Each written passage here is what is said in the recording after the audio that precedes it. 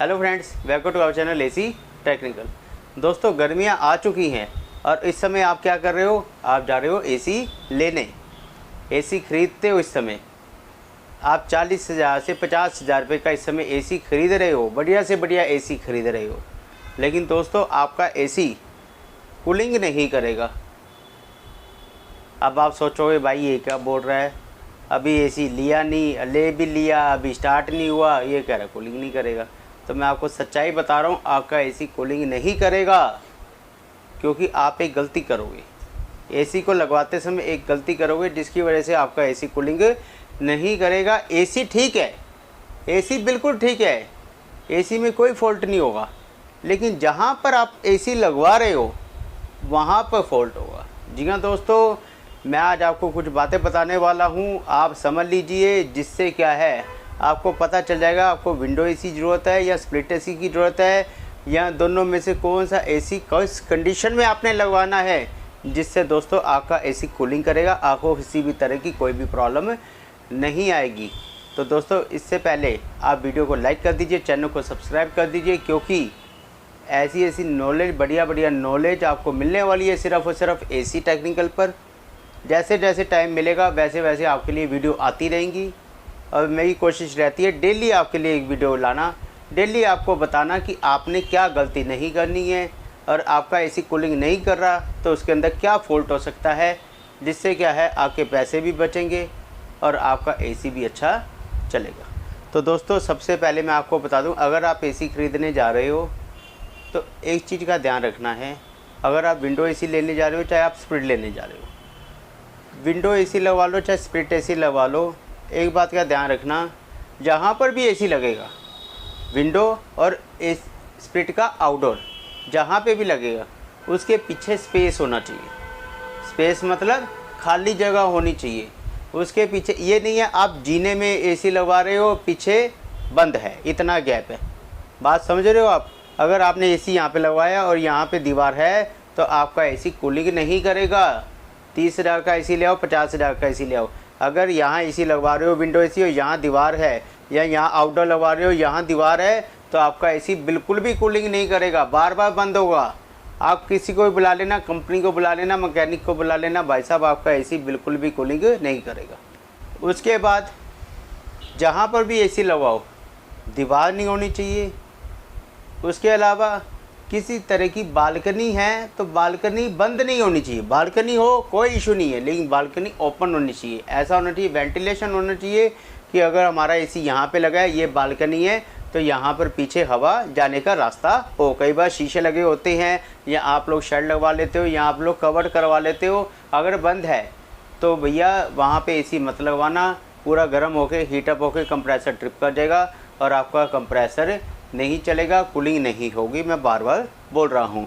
उसके अलावा एक बात और बता देता हूँ, कई लोगों के यहाँ पे जगह होती है छत पे, लेकिन वो कहते हैं भैया वहाँ तक तो पाइप लगेगा, एक्स्ट्रा पैसे लग जाएंगे 5,000 फालतू।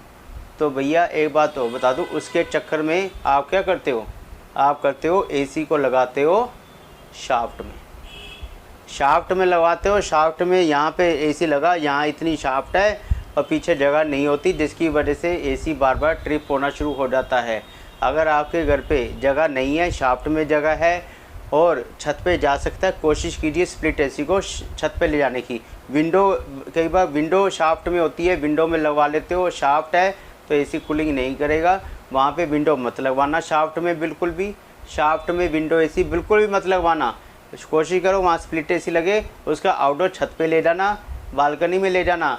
शाफ्ट में कोशिश करो ना ही लगवाओ, क्योंकि वहाँ पे कंप्रेसर हीटअप होने की और ट्रिपिंग होने की प्रॉब्लम ज़्यादा आपको आ सकती है। तो नया एसी जब भी लो तो इन 3-4 बातों को ध्यान में रख लेना। पीछे दीवार नहीं होनी चाहिए, बालकनी की बंद नहीं होनी चाहिए, किसी भी तरह का कवर नहीं होना चाहिए, शाफ्ट में एसी मत लगवाओ तो बहुत बढ़िया रह जाओगे। इसकी वजह से नए एसी में ट्रिपिंग की प्रॉब्लम आती है। अगर आपके पास नया एसी नहीं है, पुराना एसी है, मतलब 2 साल पुराना है, 3 साल पुराना है, और आपका एसी फिर भी बार बार कंप्रेसर ट्रिप कर रहा है, तो उसका भी मैं आपको सॉल्यूशन बता देता हूँ किस वजह से ट्रिप करता है। 2-3 कारण होते हैं।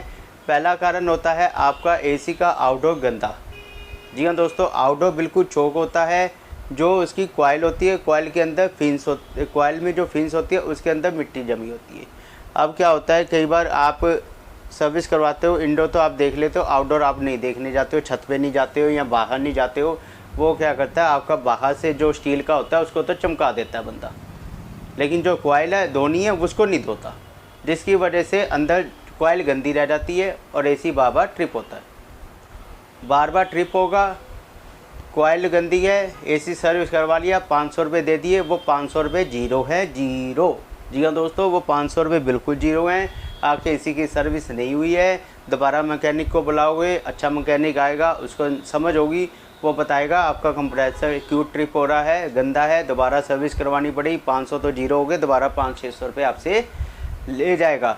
तो इसलिए जब भी आप विंडो एसी सर्विस करवाओ, स्प्लिट एसी सर्विस करवाओ, कोशिश करो सामने खड़े होके बढ़िया कॉइल को अच्छी तरह साफ़ करवाओ, आगे और पीछे की सफाई हो जाएगी, फिर आपके एसी में ट्रिपिंग की प्रॉब्लम नहीं आएगी। मान लीजिए रात के टाइम ये प्रॉब्लम आ रही है, तो उसका सॉल्यूशन भी बता देता हूँ। अगर ऐसे कूलिंग कर रहा है और थोड़ी देर बाद कंप्रेसर ट्रिप हो जाता है और फिर कूलिंग करता है, फिर बंद हो जाता है, ये प्रॉब्लम आ रही है, रात को आधी रात को परेशान हो रहे हो, तो इसका सॉल्यूशन बताता हूँ। अगर स्पेस है पीछे तो उसका जो कॉपर की कॉइल है उसको एक बार पानी से लेके धो दो, बाहर से वो कॉइल ठंडी हो जाएगी, आपकी रात अच्छी गुजर जाएगी और आपको ये प्रॉब्लम दोबारा नहीं आएगी। दोबारा आएगी लेकिन उस दिन नहीं आएगी, अगले दिन आएगी, तब तक आपकी रात शांति से गुजर जाएगी, एसी पूरी रात चल जाएगा। तो ये सॉल्यूशन इसका आपको मैंने बता दिया है। और दोस्तों एक कारण और बता देता हूँ, कई बार क्या होता है गैस कम हो जाती है